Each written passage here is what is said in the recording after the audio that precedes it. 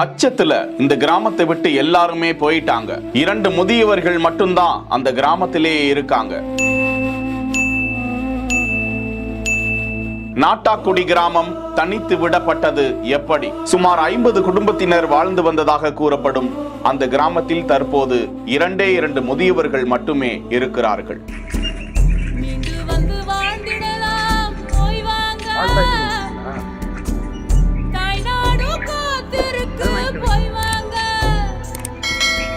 தகவல் தெரிஞ்சு உங்களுடைய இந்த வெளிச்சத்தில் எங்கள் கிராமத்தில் வெளிச்சத்தில் கொண்டு வந்து இந்த மாதிரி சாப்பாடு இருக்குன்னு தகவல் தேடிப்பட்டதால இந்த அன்பு உள்ளங்கள் வந்து எங்களுக்கு கொடுக்குறாங்க. போக தெரியாதவர்கள் இதுதான் இறைவனுடைய பணி இருக்கிறது.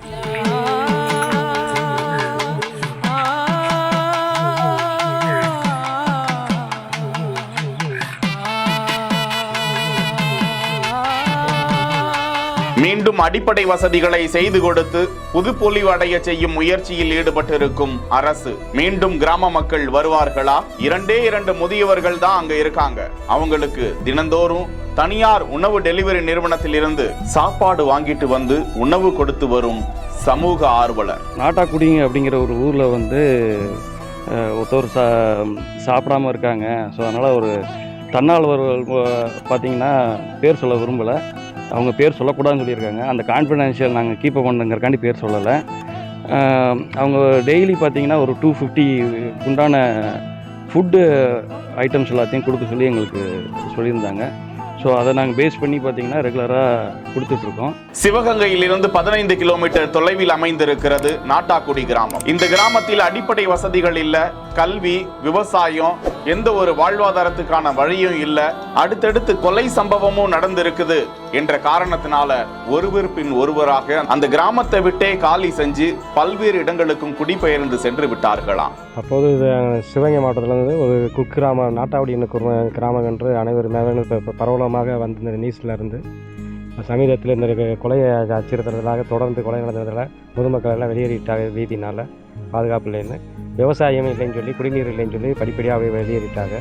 அதனால் வந்து இப்போ சமீபத்தில் நியூஸ் நடந்தது. இப்போ நான் மட்டும் மொதல் தங்கியிருந்தேன் கன்னியாகுமரியில். சுமார் 50 குடும்பத்தினர் வாழ்ந்து வந்ததாக கூறப்படும் அந்த கிராமத்தில் தற்போது 2 முதியவர்கள் மட்டுமே இருக்கிறார்கள். அண்மையில் 2 கொலை சம்பவங்கள் நடந்ததாக கூறப்படும் நிலையில் அந்த முதியவர்களும் அவ்விடத்தை விட்டு காலி செய்து உறவினர்கள் வீட்டிற்கு சென்று தஞ்சம் அடைந்திருக்கிறார்களாம். இந்த கிராமம் குறித்து சமூக வலைதளத்தில் தகவல்கள் பரவ மாவட்ட நிர்வாகம் மீண்டும் அந்த கிராமத்திற்கு வந்து மின்சாரம், தெருவிளக்கு வசதி, தண்ணீர் வசதிகளை ஏற்படுத்தி தந்திருக்கிறார்கள். முக்கியமாக சிசிடிவி கேமராக்களும் அந்த பகுதியில் அமைக்கப்பட்டிருக்கிறது. இந்த நிலையில் அந்த கிராமத்தில் தனியாக இருக்கக்கூடிய முதியவர்களுக்கு தன்னார்வலர் ஒருவர் தினந்தோறும் உணவு கொடுக்கக்கூடிய நிகழ்வு அரங்கேறி வருகிறது. அந்த சமூக ஆர்வலருக்கு ஏராளமானோர் பாராட்டுகளையும் நன்றிகளையும் தெரிவித்து வருகிறார்கள். பல செய்திகள் ஊடகங்கள்லாம் வந்து பேரில் வந்து இந்த நியூஸ் போனதுனால வந்து தன்னார்வலர்களை பார்த்து ஐயோ இவ எப்படி உணவு இல்லாமல் எப்படி இருப்பாங்கன்னு சொல்லி அந்த ஒரு சிந்தனையில் தொலைநோக்கு பார்வையில் பார்த்து